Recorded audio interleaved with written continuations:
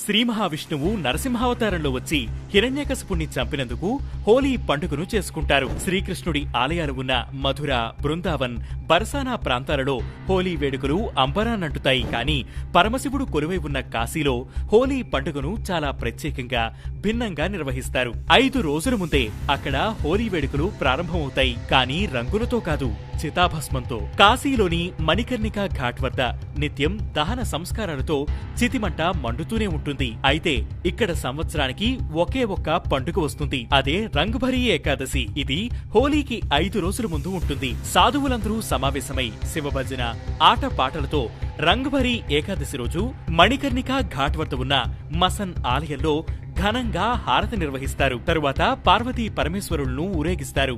ఈ కార్యక్రమాన్ని దోమ్ రాజకుటుంబానికి చెందిన బహదూర్ చౌదరి ప్రారంభించడం అనాదిగా వస్తున్న ఆచారం. ఊరేగింపు పూర్తయ్యాక మణికర్ణికా ఘాట్లో ఒక చితికి హారతి ఇచ్చి ఆ చితాభస్మాన్ని శివుడికి సమర్పిస్తారు. ఆ తర్వాత అక్కడే ఉన్న నాగసాధువులు, అఘోరాలు, శివభక్తులు చితాభస్మంతో హోలీ ఆడతారు. వీళ్లంతా భాంగ్ లేదా గంజాయి వంటి మత్తు పదార్థాలు తీసుకుంటారు.